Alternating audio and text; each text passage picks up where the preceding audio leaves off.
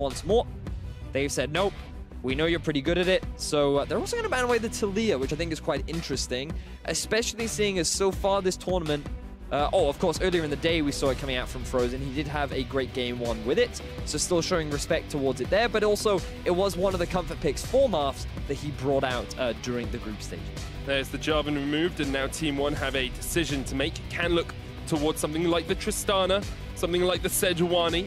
There's some power picks. We've seen Japone in the past play good supports as well, and it will be the Lulu removed by Team One. So lots of options available here for 1907 Fenerbahçe. Interesting, interesting. So Zyra Rakan still up and available, but if 1907 Fenerbahçe go for something like the Zyra, then Team One can go for the Rakan. They can break up the combo. But even then, we've seen they've found answers to this combo anyway, so maybe Team One eSports are not that afraid of dealing with it. Interesting that we're seeing a range support being early prioritized by Japone. Typically, you would expect either a Rakan or a Thresh to come out as an answer to it, because during the early laning phase, Janna doesn't really do that much other than facilitate the trading power of your AD carry. And both these AD carries have been prioritizing the Tristana early on, so with Vert locking that in for Absolute here, you do have the option to pick up your support. You have a bunch of different options as well, and something we haven't seen throughout this tournament, because it's been banned a lot of the time, is that Forlan Olaf pick. You are very correct. It is a big comfort for him. He does the hover, but instead he chooses to play more for the team rather than for comfort. He will lock in the engage, the utility, the arguably S-tier jungler in the current meta in the form of Sejuani, and Team One already starting to build themselves a pretty solid team fight composition. You would expect their support to come out on the next rotation, or they go for a similar trend to what they did in Game 1, and they lock in something like the Syndra.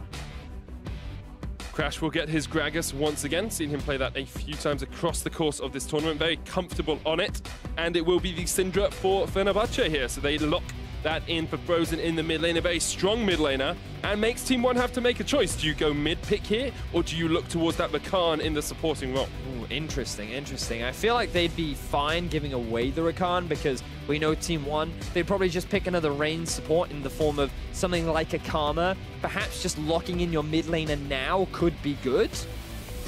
And then you have that potential for a counter pick with more mid laners available, and that's what they decide to go for. They're going for a bit of an aggressive roaming style mid, which is kind of what we expected from Marf. Yeah, 100% what we want to see from Marf. He is the player that's brought in when they want to be a bit more aggressive, when they want to play the map a little bit more, and Team One are starting to show their fangs, show us their claws through this first phase. Now we're getting into the second phase of bans, the Kog'Maw being removed by Team One. Can take the Zyra away as well if they want to really hamper what I would expect, Pattern's pool. That is the expectation, whereas 1907 Fenerbahçe, we talked about how the Thresh is considered a pretty good answer into the Janna. I wouldn't be surprised if we saw something like a Rakan banned away too, with the Alistar already gone. There aren't a huge amount of engaged supports left. The fact that the Cho'Gath has been banned away, to me, suggests that Team One are actually thinking about going for the Maokai here. We've seen how pivotal that pick seems to be in this series. And then they can just first rotate it, take away the Cho'Gath, and it forces Thorndrin to perhaps play a non-tank in the top lane, something like the Gnar, maybe even the Trundle, which we haven't really seen from him in this tournament so far. Vert is more the Mundo and the Trundle player up towards that top side, so he will know those matchups incredibly well. Is the Maokai banned from Fenerbahçe, so the Rakan is still on the cards for Team One if they want it. They can leave it for last if they so desire and look towards top lane here, or they could try and counter out that top lane final pick. Interesting that they would go for the Braum. Now, you have to remember this champion still can give you that all-in potential. It's just a little harder to execute. You got to go for like the flash, ulti, Q, set up for the passive, but then you've obviously got the Janna who can be like, no, I'm going to blow you away. And then that engage from Braum just kind of whiffs. So you don't have as much all-in potential. You rely on additional support or additional CC to get the setup, and then the Braum can maybe follow up. But what you definitely have is disengage with this support locked in for the side of Team One. And the Twitch locked in for Pattern in that bottom lane alongside the Janna. That is not a lane-winning lane. Finally, Thorndrin will get the Gnar, and we have a counter pick available for Team One in that top lane. Now the question is, does Vert play things like the Jace and the Kennen? So far in this tournament, we are yet to see him bring it out, but they're gonna bring out the Olaf. Sejuani top, Vedius. No, I think it's Olaf top. I think it's Olaf jungle, Sej top. No. Yes. No. Yes. No. Yes. Surely not. We'll see. We will wait and see. Before that happens, you've got the synergy, of course, of the Braum and the Sej. Great stun combo there. Forlan is known for his Olaf jungle. And Sejuani top is not something we commonly see, but it looks like it is what's going to be Team One's strategy here. Okay, so they have until 20 seconds normally to lock in their swaps and confirm that everything that they want to do. With a few seconds left on the board, it does seem like that it will be the Sejuani top. And this is what I love to see from teams that are from emerging regions that are trying to stamp their mark on international competition. They are confident in their ability to play things that aren't always seen as part of the meta. You've got Sejuani top, you've got Olaf in the jungle, and you have these comfort picks for Team One that they are very willing to fight up against Fenerbahçe with. Now, he has brought this pick out during the summer regular season. And it's going to be interesting to see how it works, because personally, I'm not that accustomed to seeing a Sejuani up in the top lane. Sejuani versus Gnar, definitely a unique matchup. We get to experience it together for the first time, Medic, which is going to be a lot of fun. And we'll talk through how it works out, but in terms of the team comps, you're definitely seeing a kind of 1-3-1 setup from the side of Team One. They have the double teleport with the LeBlanc. They're going to be looking to try and get an early snowball off onto Marth so that he can roam around the map, start impacting off on these side lanes. Very much what we expected from the player. Whereas 1907 Fenerbahçe, they have this cross between big team fighting power with both the Twitch and the Gnar in his mega form, while also being able to play on the side lanes, the sneaky pick potential that a Twitch does have. A lot of interesting stuff going to be happening in this game, and already we're off to a bit of a level 1 shenanigans coming out from Team One. Pushing forward as a 5-man here, trying to catch out a member of Fenerbahçe, but the axe will miss. Ghost comes out from Forlan as well. This is very aggressive. Perhaps thought that Redbird would hit the Winter's Bite there. He did not connect, and so Team One will give up vision at their own red buff and won't get anything for that summoner spell. So the cooldown on his Ghost is 153 seconds, 2.5 minutes. I don't think he's that concerned about it right now. Popping it early is not going to be the end of the world for him. He should have it back, well, roughly by the time that he looks for his first gank. So he's not too concerned about that. They do get a bit of deep vision from both sides. 1907 doing the same. 1907 Fenerbahçe, rather, getting that ward down onto the red buff of Team One. But I feel like, I don't know, Team One definitely going to be looking to start on their Raptors rather than go for some kind of sneaky invade.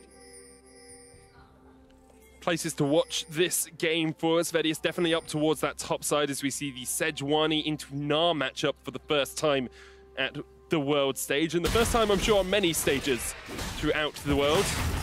Surprised you hadn't picked this one in your picks to watch. Would have been a great prediction from you if you had expected it to come out. I mean, the thing about Sejuani is that she's very commonly known as a jungler, and when she first was released, I actually spoke a lot with Zyrene about how she can be an effective top lane champion too. The thing about her passive is it's super obnoxious to break, especially against other tanks. And the 4-hit passive that she has with her E can chunk out very effectively in the early game and do a surprising amount of damage. But against the Gnar, I imagine that's going to be much harder to execute because he's going to have that range advantage. He can proc your passive literally by walking up to you, getting you to catch his boomerang and then walking away again. So I think that the matchup should still be in favor of the Gnar. Early levels, it's pretty slow. You don't really push that much. But once he gets things like the Phage, that's where I imagine the Sejuani to really start struggling. But as I said, haven't really seen this matchup before. We're going to be learning together how it all plays out. We'll all learn as we go. We saw some aggressive trading from both the mid laners. Is a corrupting potion on Marth. He's only got 1 stack left of that, and has been jumping into Frozen. You have to wonder how warmed up he is as well. Of course, he can practice backstage, but there's a vast difference between that and playing up against someone who was known as the best mid laner in Turkey, the MVP of the split, the MVP of the playoffs, and the best mid laner of the TCL. Quite some accolades to achieve as coming into Worlds. We saw that a lot of the play during the play-in stage was actually focused around Frozen. We already saw in this series how Faldron came round to the mid a fair number of times, acting as that pillar that we talk so much about, really facilitating Frozen to be that superstar carry. And I think in this game, there's the possibility for it again. He is playing the Syndra. You can set up a lot of early ganks. But we have to talk a little bit about Crash because he didn't really have the best of game 2. Struggled a lot, didn't have the synergy that we've seen him have before with the team, who was getting caught out by Forlan, who maybe it all just comes back to that early play where Forlan was incredibly aggressive and 1907 Fenerbahçe were not able to capitalize. Here he's gone a little bit aggressively. And Forlan will get the chase off, but Crash can barrel away. Vert in, there is the flash. Vert's going to follow this up. Forlan has ghosted, looking for the chase. There's the stun. Crash might be caught out for first blood, and once again, Team 1 secure first blood in the top lane. And just as we were talking about him, Crash, you saw on your screen the differences between game 1 and game 2. His early game impact stagnated, his jungle proximity dramatically dropped, his overall performance just seemed to be lacking. And he goes for a bit of an invade. He wants to try and utilize the early pressure of Gnar, and instead he gets counter-ganked upon. This should not be a surprise now, as every single game, Forlan has come to the top lane to look to try and get a gank onto his top laner. And once again, he succeeds, he refreshes his blue buff, and now he's looking for an invade. Forlan does have the smite. Crash has one of his own as well, so it's just going to be a smite dash. Crash secures it there. Forlan continuing to chase in with that reckless swing and with the undertow. And he owns the jungle at the moment, although Crash was able to secure the Razor Beaks. So Crash, he thinks he's fine. Just stealing away some of the Krogs. He's like, oh, okay, I get hit by the Q, that's fine. Just going to barrel on out. And then I have to flash, and I'm like, oh no. Oh no, they're actually committing to this collapse. You can see the ghosts also come back up from Forlan. And this was just a big overextension from Crash. He thought that with the pressure top, he would be safe to make this play, but because Sejuani got to the play in advance, it allowed them to get a successful first blood, even though 1907 Fenerbahçe are still in the early goal lead, thanks to the CS advantages that they built up in top and mid. Seems to be an age-old story for 1907 Fenerbahçe being able to take the advantage over Team 1 in terms of CS, but the lane that we have to look at is bot lane, because Absolute and Redbert have a more aggressive lane in this Braum and this Tristana. Forlan's on his way down as well. There comes the jump in from Absolute as they look for Pad and try to get concussive blows off. He has gone invis. They're going to Japone instead. There's the stun as he flashes under the tower, and the heal is used as well. A lot of summoner spells, but here comes the LeBlanc. He's on the back end. Marth is right off towards the side of this fight and will take down Japone. It's just so deceptive, so deceiving that we didn't even catch it on the camera. And this is very much the roaming mid laner that we expected. The moment he hits level 6, he moves down towards the bottom lane.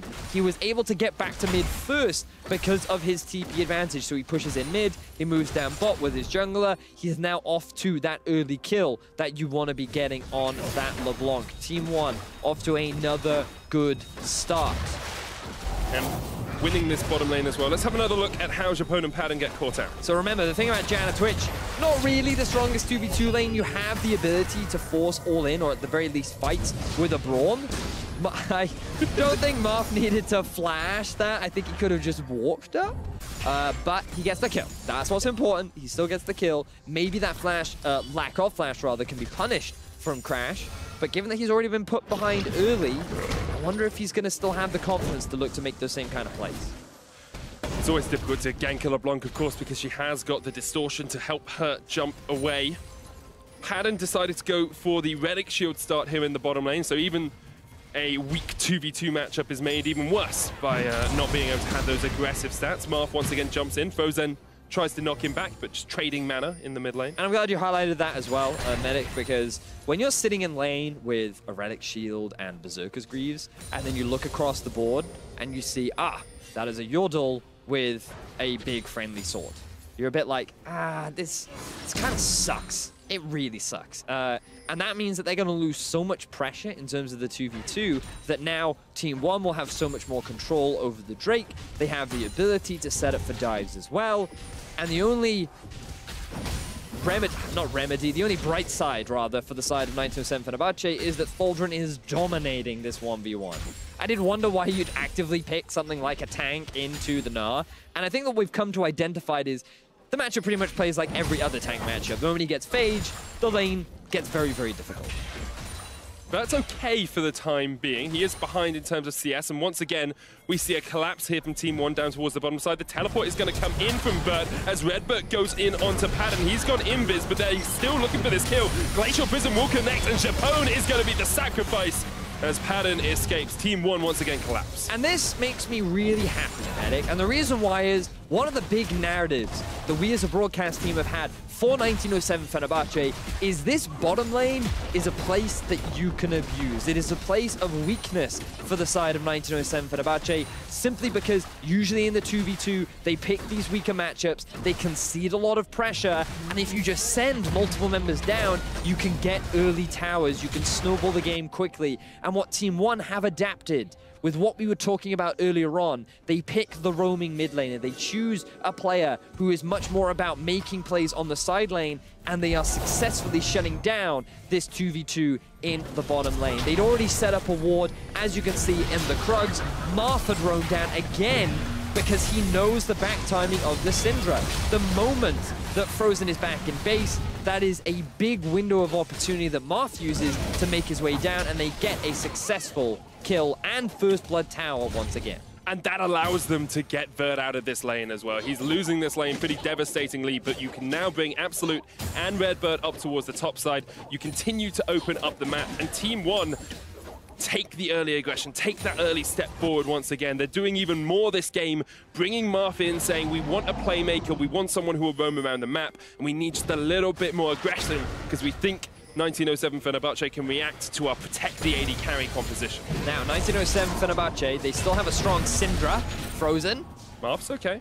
Marth's okay. But this is what we were just about to talk about, right? This guy, he has been farming away in the middle lane. He's got a healthy 30 CS advantage over his lane counterpart, and whenever Marth tries to be aggressive, Frozen very quickly punishes him, which means that thanks to the pressure they still have in mid, and thanks to the swap that's happened up top, 1907 Fenerbahçe at the very least can still get something back, and considering they have a tower advantage and a 3-kill advantage, this goal is surprisingly close. But this is what we've seen over the course of these games. 1907 Fenerbahçe farm better in the lanes. They're the ones getting these CS advantages, and because of the roaming from Marth and because of Vert being in a losing matchup, that's where the extra gold is coming from for Fenerbahçe. Hang on, I know where the extra gold is coming from. It's the support. Of course, it's the support, the gold runes that we've been seeing more and more, the heavy investment in terms of the relic shield. Perhaps that gold difference is a little more deceptive than we initially thought. But you can see now Marth feeling a little bit more confident after being forced back from the trade earlier with Frozen. But look, power spike. Ooh. It's such a play-by-play thing to say. It's like, oh, look at this item. It's shiny. It's an Ardent Sensor being picked up on Japone. The problem with Ardent Sensor, though, Redius, is if you have no damage on your AD carry, it doesn't really facilitate you that much. Gives you lifesteal, attack speed, but it doesn't quite give you AD, which right now the Twitch is indeed lacking. Gone for a very early Zeal as well. He's literally only got all of that. Sucks, man. That really feels bad as a Twitch. At least he'll attack them really quickly. But we've seen this from Padden multiple times, right? He has been in huge deficits. He was at a 50 CS deficit after the laning phase against HK. And then team fights roll around, and this guy, again, double-edged sword man. One side's a wooden stick, the other side is equivalent to Excalibur, and he will just cut through the enemy team. So I'm going to be keeping my eye on him as the game progresses. It's all about how well Team 1 can now snowball this lead that they've been able to build up for themselves. They've got their power spikes of their own as well, with the Static Shiv having been finished on towards Absolute. Starting to get some tanky items on towards Vert as well, so we'll have to see how much they open up the map. There is an Ocean Drake for them if they want it, but we know they're quite averse to taking the Ocean. Could look towards mid and maybe set some pressure up there as well, but for the time being, Absolute's going to go down towards that bottom lane. I'm going to see Redbert come towards mid to force Frozen away, and just try and equalize this lane a little bit, because Marth is struggling into Frozen, who has been consistently a carry for 1907 Fenerbahçe. Now, this is a little bit of a unique map movement coming out from Team 1, because what you would expect is to send someone like the LeBlanc off onto a side lane, because she is the roamer, she is a side lane threat, and typically she will have the teleport available as well. But the reason why they're keeping her mid is because we're still very early into the game. Mid lane is the best resource of just getting immediate gold, because it is the shortest lane. And that means that by funneling experience and farm onto her, she gets to those item spikes quicker. Once she gets the Gunblade, a LeBlanc is way more likely to move off into a side lane because that's where the LeBlanc will feel a lot more confident. Then what Team 1 will do is move the AD carry and support mid and start pressuring this tier 1 tower. I believe, yes, they do in fact have the Rift Herald, and they'll likely utilize that to take down that tower after they've concluded with the Ocean. Ocean Drake and the Rift Scuttler will get all of the river control that you can. They secure it for themselves. Still only a 300 gold lead, but we're expecting to see that slowly work its way away from 1907 Fenerbahçe. There is a Runans now onto Pattern, so he's got even more attack speed for us to watch him in fights. But although Fenerbahçe might be on the back foot, they are not out of this game at all. They still have a big Syndra, they still have a Twitch that can scale up into the late game, and they still have Crash on that Gragas, one of his best playmaking champions throughout the course of this tournament. Thaldrun also has been having a pretty decent laning phase, very much what you'd expect from him, given his consistency. Trying to join the team now in the middle lane as Team 1 get about 50% of the HP of that tower thanks to the Rift Herald. And One decided to move Marth into the side lane as they put that Rift Herald mid, so they didn't have a full 5-man stack, but they will get some pressure in this side lane. That's what they're trying to do, open up the map a little bit more. We've seen them do it around this portion of the game in the last couple of matches. It has worked out for them at times. Ghost has been used here by Forlan as Vert flashes in. There's the stun. Thaldrun not near Mega yet, has to flash away. Forlan looking for the chase, and Thaldrun is dead to Team 1. Thaldrun holding on to his flash a little bit too long there. He thought that, you know what, Vert, even if he flashes onto me, he's not going to have enough CC to get the collapse. But Vert very smartly uses the E stack first to apply the freeze, then he throws his ultimate out afterwards for that double stacking of the root from the frozen passive. So good setup there from Team 1. They get a punish down onto Thaldrun, and that early laning phase now starting to mean less and less as Team 1 have this big solid front line now in the form of Braum, Sejuani, and Olaf. The AD carry is farming up nice and healthily, and Marth well on his way to completing that Gunblade. And once again, we're seeing Forlan step into this role as the guy who makes the plays for the team, the guy that goes aggressive, runs forward, gets these kills. He's been able to help Vert in a losing matchup actually secure a relatively even CS score, and it allows Team 1 just to open up this composition and get Marth in a side lane, get Vert in a side lane, bring the map, spread out 1907 Fenerbahçe, and we haven't seen the reaction we would have liked yet out of Fenerbahçe. Now remember, the win conditions for Fenerbahçe, 1907 Fenerbahçe rather, are still very much about those team fights later on into the game. Twitch, very impactful team fighter. Nah, in the mega form, can make that game-changing ultimate that can swing the fight very dramatically in your favor.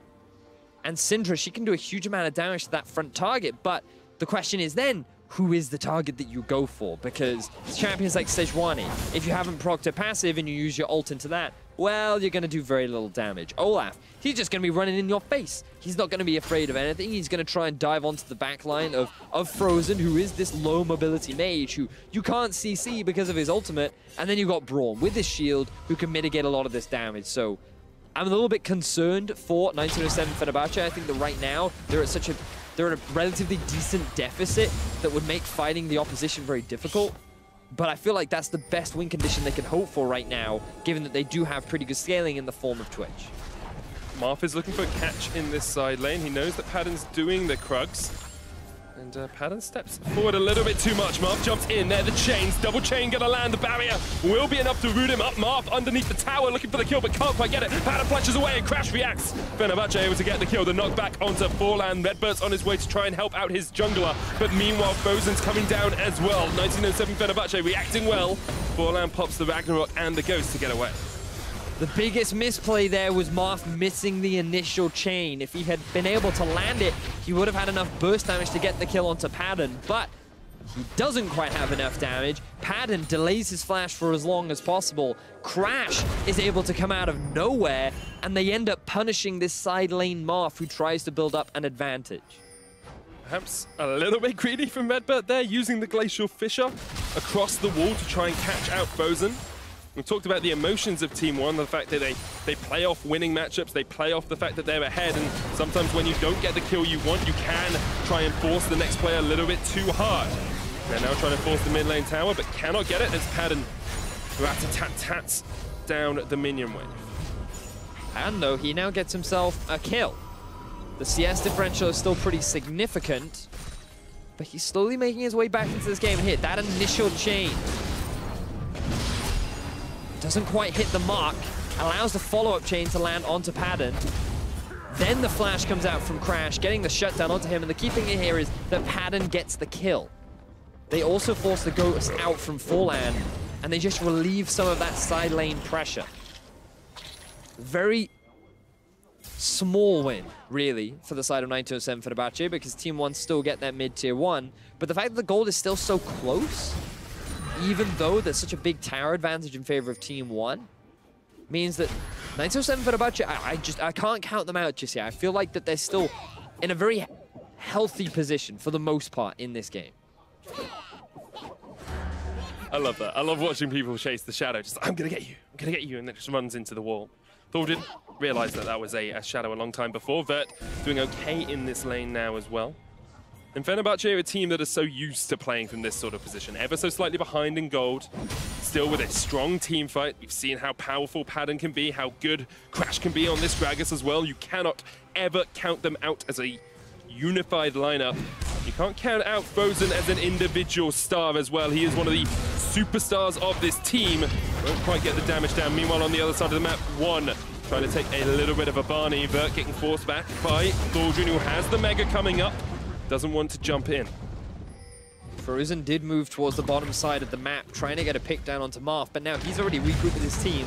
There's no TP on top of Frozen, and they're all heading towards that Baron. Medica has just spawned. We know how Team 1 was so quick to make the decision to go for it in Game 2. Their eyes are set, and 927 Fenerbahçe, they're still slow to react. They have to react because at the moment Team 1 with a 1-3-1 comp with those double teleports will utilize this Baron to great effect. Crash in the wings, waiting for his opportunity to jump in, but he's knocked back. 1,000 HP, the Baron goes down to Team 1. They jump out the back, they'll sacrifice Forlan, but 4 members will get away with that Baron. And once again, Team 1 sneak away the Baron. 20 minutes into the game, no hesitation. They see Frozen in the bottom lane, and they punish it.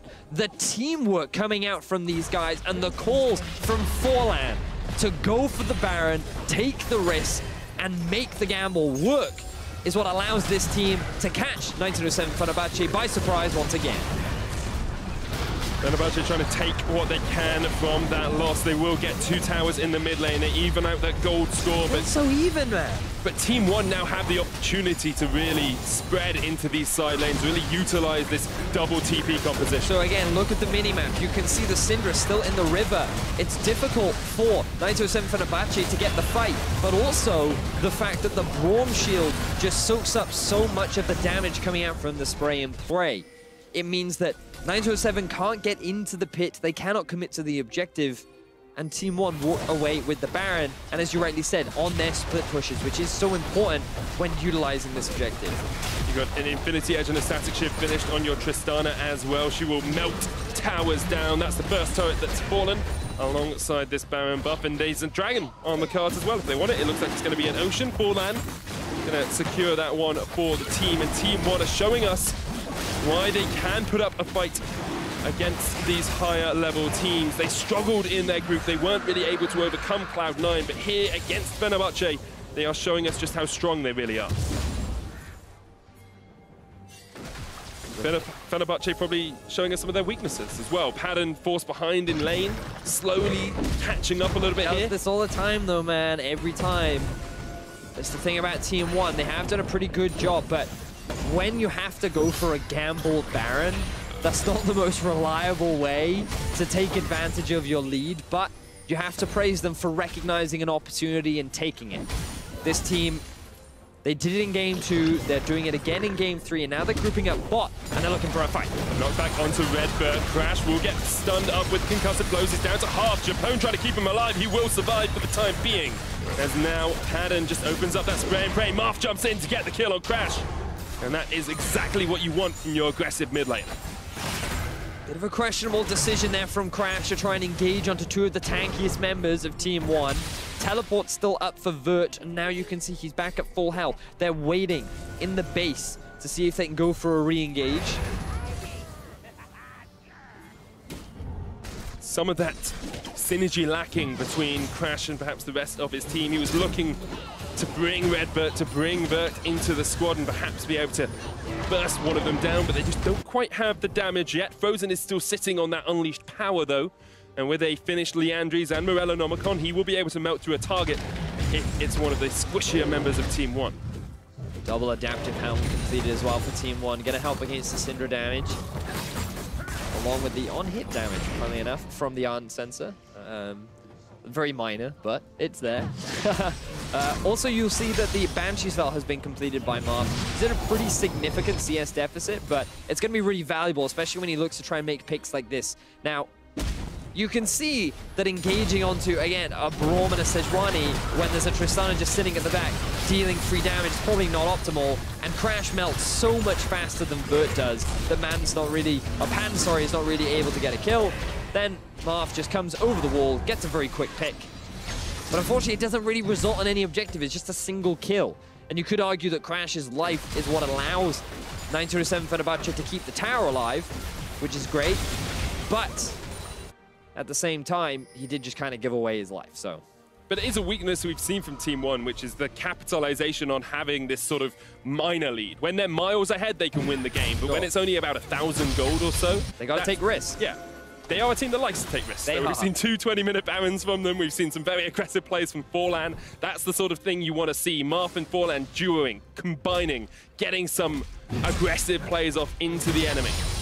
And this Sejuani top so far has been working out pretty well. I love the way that they sent all 5 members to the bottom lane. They were like, let's get him out of the top. Let's just send him bot. We're getting an early first tower. And Team 1 have maintained control over the majority of the map. But again, 1907 Fenerbahçe, they're still scaling up. Frozen has been doing very well in the mid. 25.5 minutes into the game, 256 farm. This guy is, in fact, ahead in gold over Marth, who has 3 kills. And that just goes to show everyone at home, even if the enemy mid laner is snowballing, you can still have value as Frozen now getting collapsed upon. Marth trying to get the damage down. Here comes Forlan running in with the Ragnarok as he tries to roll over Frozen, and that will be a dead Syndra. The unleashed power not enough to take down the Olaf in return. Classic caster curse. The moment you praise a player, he gets caught out. And now with him dead, Team 1 could look to try and take the top tier 1, but very quick response from 1907 Fenerbahçe, and then Team 1 respond themselves. Absolute, and Redbird just sitting in the mid lane. We said we wanted to see Marth and Forlan be aggressive, and because they are aggressive, Absolute and Redbird able to get a trade-off. Vert is just trading straight into Tholdren here. Tholdren's meant to be the rock of this team, and he's getting collapsed upon. He's getting taken out by Team 1, and Tholdren, when your foundations collapse, your team collapses. Fenerbahçe needed him to be solid. At the moment, he's looking anything but. Tholdren has not had the same sort of impact in Game 2 or Game 3 that he was able to have in Game 1. We looked at him as being one of the players that really sets up his team for success, truly being that catalyst. And we're seeing the struggles that 1907 Fenerbahçe do have when he's not in a position to do that. They don't have that same synergy with their jungler like they normally did with Move. Japone and Padden normally play this more reserved style in the bottom lane. So many expectations are put on Tholdren to be that key player, and now he's 1 and 2. He's playing the Gnar. He's not a big split push threat right now. He's on a potentially big game-changing teamfight champion, but I don't know if 1907 Fenerbahçe are really in a position to teamfight, especially now that Team 1 have built up a pretty significant gold lead. 3,000 gold ahead with Baron up in only 9 seconds. They can set up vision around it. Want to see these control wards. They've got 6 of them in their inventories. Want to see those used. And they've got great deep wards in the base of Fenerbahçe, or just outside the base of 1907 Fenerbahçe as well. Love the play coming out from Team 1 so far. These guys, again, were not expected to be the favorites in this series. Many people touted that the Turkish representatives would be the ones to overcome Brazil.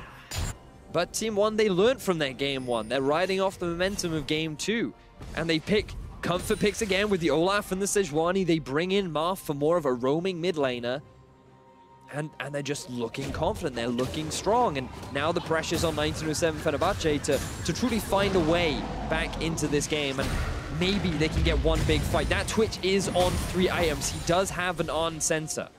He could be exactly what the team needs. He could be the hero to make up for the lack of foundations. It's what Padden has been throughout this tournament. His fighting in team fights is so exemplary. Actually has a KDA in team fights of 11.5, a devastating number. But Crash now once again is at that front line. He's getting collapsed on by Team 1. There's the Glacier Fisher. Absolute is going to jump forward as well. Bert looking for the flank, the knockback onto Frozen. Crash down to half, but he's surviving for the time being. Bert runs in with a Righteous Glory. That's a quick pig, and Crash goes down so low, but manages to survive. And now Bert is knocked back. Forehand from the side, but Bert will be the first to fall. Marth is in the bottom lane here. He teleported down to that lane. He's looking for an in-hit. Now, normally what you'd expect from Team 1 is their good ability to utilize side lane pressure. They commit a little bit too hard to that fight. They see blood in their eyes. They think we can punish Crash once again. He has been one of the big weaknesses for the team so far in this series, but he baits them to overstay. They're able to get a kill down onto Vert, the big tanky front line in the form of this Sejuani, and they're able to get themselves a kill back. So keep your eyes. Look, you can see Crash. They want to try and shut him down, but the positioning of Pan is key. You'll notice him just sitting on the back line. No real threat right now. He has the support from the Janna as well. Yet he doesn't quite unload the spray and pray just yet. But once Vert flashes over the wall, that's when he knows he can start to unload. That's when he knows they can get the collapse down. But again, unsurprisingly, Team 1 are rushing for this Baron. They know Thordrin's down towards that bottom side, but they do need to be cautious because, of course, Marth does not have his teleport. We'll see. 1907 Fenerbahçe force them off the Baron. Marth is still down towards that bottom lane. We've seen Fenerbahçe come back from deficits before. So many times against Hong Kong attitude. Through their play-in matches, they were behind. They were 2,000, 3,000 behind. And catches like this is what could win them the game. Vert caught out by Crash and by Frozen, but Borland is looking for the chase in here. Marth is on his way up. Here comes the TP, and Borland's overextended and knocked back onto Vert as he jumps across the wall. But Japone's going to flash forward. Absolute still alive. Japone as well, but here comes Marth from the backside. Can't quite kill the Janna. Thordrin's looking for the chase onto Bert. Team 1 still running away. They have to escape. Crash has a flank, but instead they're just going to go for the Baron. The jungler is dead. There is no smite on Team 1. They go for this risky play, and they're not prepared to answer the aggression from 1907 Fenerbahçe. Let's see if Marth can stop this. Marth jumps in onto Frozen. The root lands, but there's the cleanse. Absolute dodging around the side. There's the Baron. Goes down to Fenerbahçe as they look to engage onto Marth, and Absolute the flash away. The Buster is great. And Absolute and Marth will be able to survive the knockback, the scatter the weak. Marth jumps across the wall with that flash. Team 1, they're just not willing to give anything up, but Fenerbahçe do secure that Baron. Team 1 have had such great control over the majority of this game, but they go for a Baron, and Vert makes one bad decision. He goes over the wall without vision. Forlan then commits. He thinks that we can fight 2 versus 4, and he gets obliterated. Frozen is still strong, level 16 on this Syndra, and he just rips through that front line. Absolute isn't there, Marth isn't there either, and because they go for this bad fight, it allows 1907 Fenerbahçe to be the ones to punish the mistake. They're the ones that now get the Baron, and now you have to move your eyes back to Padden. This guy is now working towards his 4th item. This Twitch is getting to that late game stage where you start to shake in your boots. He has the on sensor on the Jan. He's going to be extremely difficult to kill. And the team fights are starting to look like they will go in the favor of 1907 Fenerbahçe from this point forward. On the other side of the rift, however, you do have Absolute on a 4-item Tristana. You do have strength. You've got 2 Knight's Vows there as well. You've got a big LeBlanc 50 CS behind, but the further you get into the game, the less that CS matters. As the gold is pretty much even between these 2 teams. Fenerbahçe get themselves a Cloud Drake and are looking to secure a tower as well. They are 2 turrets behind, and Team 1 are just going to have to try and hold on to their base for the time being. Team 1, they're still at a healthy gold point. As you rightly identified, they're still very strong. This game is by no means over, still very, very close. It is just 1907 Fenerbahçe that have the pressure, thanks to the Baron that they've been able to pick up. Let's see how well Team 1 can hold as the siege begins. We have to see how well the big players can step up for both teams. Look at Thordrin, look at Padden for 1907 Fenerbahçe, look at Forlan and Marth. They're the ones that make the plays. And Thordrin's going to jump in, looking for that Mega. Can't quite get it yet. The inhibitor tower, the new target for 1907 Fenerbahçe, 2,000 gold lead, and they are unrelenting, unwilling to give up the pressure that they have exerted on Team One. Look at how difficult it is for Marth to get onto a flank. There's so much vision off onto the side as well from the side of 1907 Fenerbahçe, because they know that Marth doesn't want to engage head-on. That allows Frozen to just nuke him out of the fight, especially with his Banshees now gone. The team regroups, they're going for a siege. Straight onto Frozen, the unleashed power comes out, Marth down to half, but Frozen's low as well. Here comes the Glacial Fissure, they've caught onto Crash, and once again, he's a bit overextended, but a Great Monsoon will knock him back. Team One unwilling to stop this pressure, Forlan knocked back. He will survive for the time being, as will Bert, but now Fenerbahçe trying to turn this one back on its head. Marth with a flank, can't quite connect. And the inhibitor tower remains standing. But so close. Such clutch fights. I thought Crash had overextended. I thought he was going to die, but then Japone was there to save the day. Team One, they couldn't quite get onto Padden either. They tried their very best to shut him down. Forlan soaking up the brunt of the damage. But neither team ends up dropping. Team One with a great base defense. They hold on to their tower, and now the game resets. The Baron is gone. 2 hyper carries on both sides. Big tanks on either side, but the biggest difference is this Unsensor on the side of 1907 Fenerbahçe, but also this mid lane assassin in LeBlanc. She becomes so much harder to use as the game goes on, because if you can't find that opportune flank, if you can't get onto that key target, your value in fights is significantly less than that of the Syndra. And this is the moment a substitute proves their worth.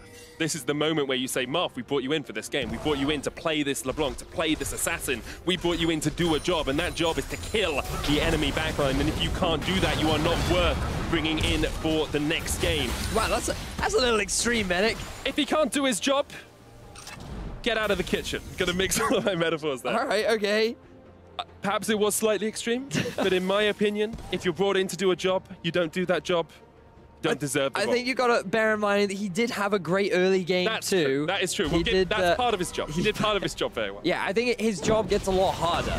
And you're right, they did bring him in. He is put on the responsibility of playing this LeBlanc, and eyes will be on him in these later game fights. But I think it's important to remember that it's hard. It is very hard to play the LeBlanc in these late game fights. So we'll see how he does. Right now he's off on the top lane. He's aware of 1907 Fenerbahçe grouping up in Team One's jungle.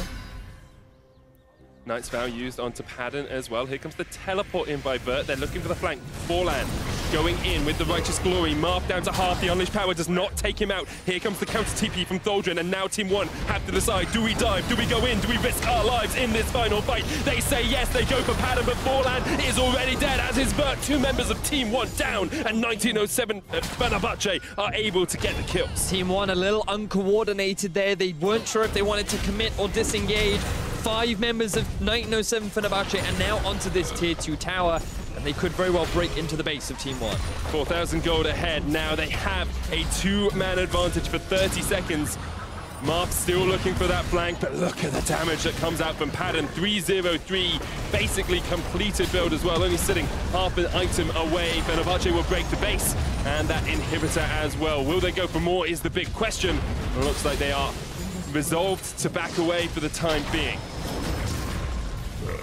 Padden, here we go. On to Absolute. He's the team fighting god, but Redbird puts up the wall and says, you shall not pass. He flashes away. The Glacial Fissure will knock out Padden, and Absolute and Redbird will not quite survive as he gets taken out at the end. They might want to try and end the game right now, Medic. They're not going to. They're not going to. They retreat. They say, now that Vert and Forlan are back alive, we cannot finish it off. They see the Baron spawning in 30 seconds. They realize that if their base siege fails, then that allows Team One to just rush that objective down and get back into this game. We have to backtrack, because remember that it was Team One in control for the majority of this game. It was Team One that were finding these great picks. But Marth, he is not the same LeBlanc that he was 20 minutes ago.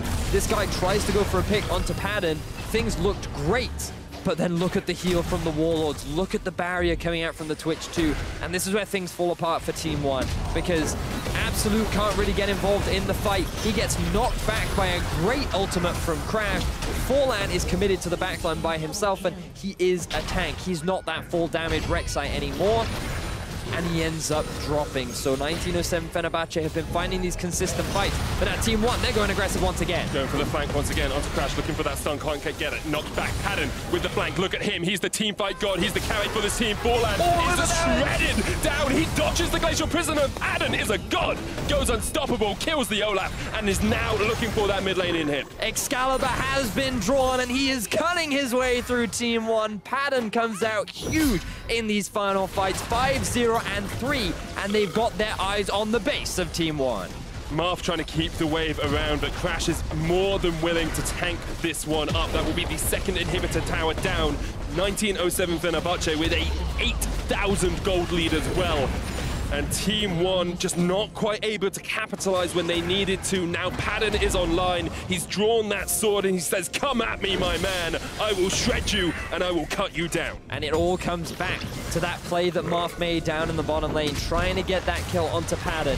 When he got that kill, think of the experience that he got thanks to the kill onto the LeBlanc. He closed the gap, he got a bit of extra gold, he started making his way back into the game, and then Team One did not choose to continue to put down the pressure.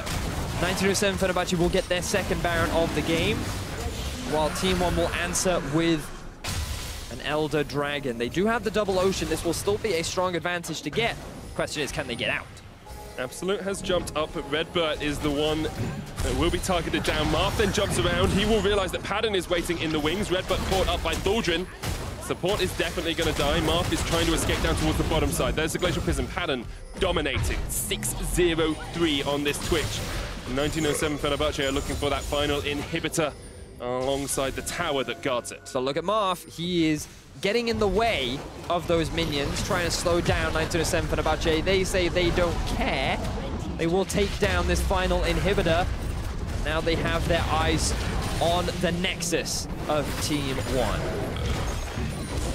2 towers remain between 1907 Fenerbahçe and their second win in this series, between them and being 1 game away from the last 16 of Worlds.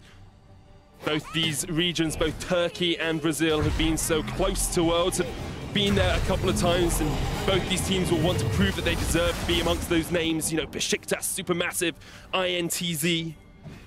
Some big names in the history of emerging regions. Kaboom. How could we as Europeans forget them? I wish we... Oh, well, we'll say Pain as well, because they beat CLG and Flash Wolves. So yes, they did. Albus Nox Luna beat us both. CIS region, of course, but the emerging regions demonstrating their ability on the international stage, and I feel like that both these teams have shown a lot. And we are guaranteed to have one of them in the group stages of the World Championship. They're guaranteed to go up against some of the powerhouse regions. And it's going to be exciting, especially with these performances. Team One have demonstrated that their early game is pretty strong when they work together. But just like HKA, they couldn't quite keep that lead going. They went for a few risky plays around the Baron area. And 1907 Fenerbahçe have been that team that have successfully punished those mistakes. And now there are only 2 Nexus towers, along with a Team One team standing in the way of that Nexus as they go for another fight. Once again, onto Crash, they will slow him down, but Thaldrin's there, the Nah, that's what you want from your foundation of your team. Padden opens up, he's spraying and he's praying for more kills. It's a double for him. 1907 Fenerbahçe will flash in for these kills. Marth forced back to the fountain, Bert forced back to death, and now 1907 Fenerbahçe can close out this game. The quadra kill, but Padden, give him his second penta of Worlds. He doesn't get it, Japone steals it away. There's a kill secure for you, Vedius, as Fenerbahçe secure the Nexus and secure a 2-1 lead. The smiles on the faces of 1907 Fenerbahçe. They wanted to give him the penta, but Japone, he did do a lot of work this game, and he said, you know what, I deserve some of the credit too. That's what supports do, you know? You do all the work, you don't get any of the credit. Sometimes you just have to take away a penta on the fountain to close out a game. But such credit to 1907 Fenerbahçe. They fought a long, hard slog to be able to come out on top of that game after Team One looked pretty dominant early on.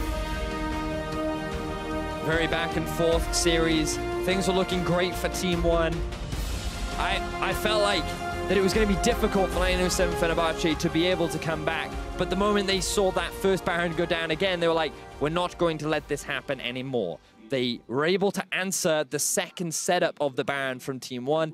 And then Virtus, he went over the wall. He wasn't expecting an entire team there. If Forlan had just left, they would have still had that jungle threat. Maybe they could still go for the seal. Maybe they could still even challenge the Baron. But because he commits as well, because you send 2 members into 4, 907 Fenerbahçe have just said, well, okay, we'll take the free kills, we'll take the Baron. And you have to give credit too to players like Frozen, who even though Marth was roaming around the map, getting a lot of kills, he was always staying up on his farm. He was making sure that the gold was close, thanks to his ability to just keep up in the CS game. And just across the board, Fenerbahçe as a team just unified so well as they came later on into the game, played their composition very well as well. We're going to send it over to the analysts to hear about how 1907 Fenerbahçe brought this series to match point. Medic, they came back hard. They came back swinging. I think it's safe to say that Fenerbahçe were pretty impressive, honestly, coming back in a game where Team 1 were in control for 90% of it. Yeah, credit where it's due for them to come back and hit those team fights. And ultimately, they put themselves in a position where they may still lose the lanes. Marth was everywhere on Summoner's Rift, but Fenerbahçe still came back. They still team fought exceptionally. They got to those item breakpoints. But now the thing that we wanted to talk about coming into this is pick and ban, because once again, a lot of different things. We have left reality. We have entered the world of the off meta. It's a very scary, dark place, but we have arrived. We have the Janna first pick with Xayah Rakan up, untouched in the pick ban phase. We have Sejuani flexing up into the top lane versus Inara, so you can put an Olaf in the jungle. Sejuani ends up losing that lane, down 50 CS or so, despite getting a gank early. We're in a weird spot.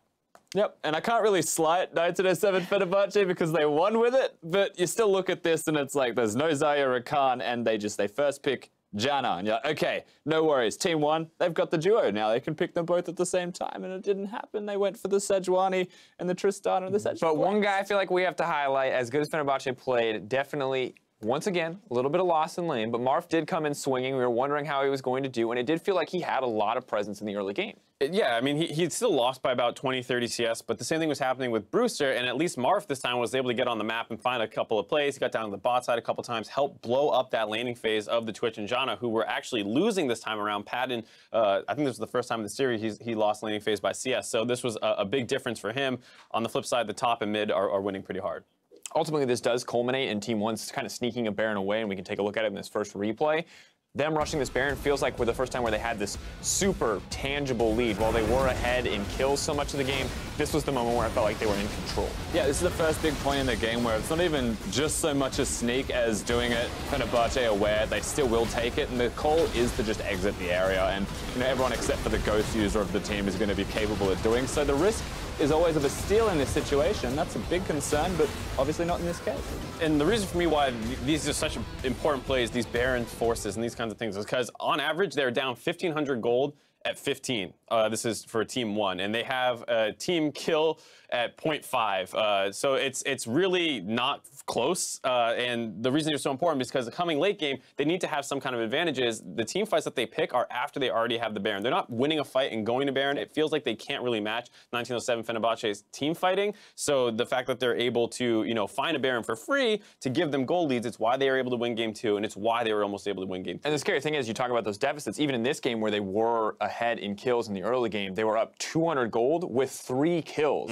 So everyone else is falling behind. And yes, some of that is going to be the ancient coin from the Janna, but at the end of the day, when you are getting this many kills in the early game, you first turret too. You should be in first blood. You have to be in control of your lanes too. It has to amount to more. And ultimately, as we got later and later, suddenly the Twitch and the Janna are a lot more of a threat. Suddenly that ancient coin and that Ardent Sensor are starting to pay off, and we can see Fenerbahçe now able to find a way back in the game via this Baron. And of course, a lot of this kicks off with not knowing where Fenerbahçe were when you look at the visions of 1907 Fenerbahçe. Just are able to pick off the Olaf, pick off the Sejuani. Suddenly the tanks of the team don't exist, and this is that 3-item point in the game where you look at it and it's, okay, Twitch is pretty online. And from this point, if you win a team fight with the Twitch, you actually just start to snowball the entirety of this. It happens around Baron. Yeah, there's a team fight right before this that they lost. They weren't able to use Marf's pressure in the side lanes to actually get anything. He missed quite a few of those chains, not able to convert on the chain grabs, so he was falling apart a little bit. And then once the gold lead finally went in Fenerbahçe's favor, it was completely over. It didn't feel like one had much of a chance. And if we go back to the draft, a lot of this does feel due to the picks that they put together, right? We look at a pick like Olaf. We know for Forlan,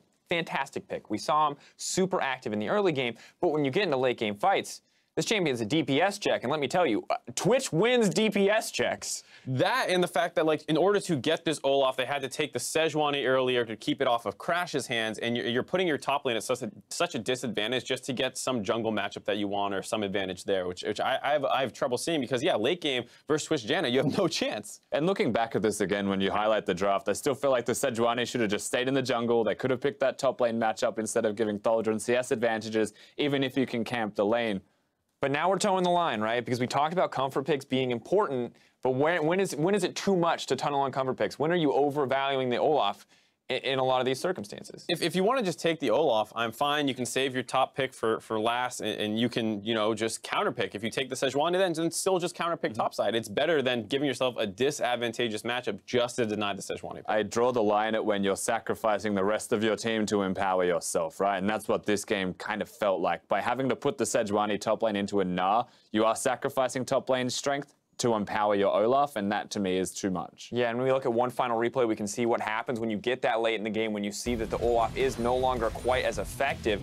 And we see here on the top side, but we have to praise, I think, the patience coming in for Fenerbahçe, despite falling behind, the fortitude mentally that they put up to keep it together this long in the game where they could actually find an advantage. You see half health Patton is jumped on by Forlan and Vert, but they actually don't kill him at all. They instantly get melted by that Twitch. He's back up to full health just off the lifesteal, the Ardent Sensor, and it's really hard for the rest of ONE eSports to join in on that backline. That's one of Olaf's problems, is that while he can always reach his target, he doesn't necessarily have that follow-up. Marf had gotten chunked out earlier at the start of the fight, and you see once they get that flip in the goal graph, it's completely the other way. Makes you kind of wish that there was a Corki in the middle lane instead of something like the LeBlanc as well. The Taliyah, which is going to be banned in this case, of course, by Team 1. Something that can still be consistently dealing damage that will scale nicely into the mid and later stages of the game, where the Twitch can't just completely handle everyone and take over, because you've got the two tanks running at the Twitch. Of course he's going to kill them, but he killed them way too quickly. But pressure is now on as we move further in this series. Team 1 in a tough spot. It's time for them to step up. If they want to participate in the group stage, we're going to see if they can bring this series versus 1907 Fenerbahçe to a Game 5 when we come back.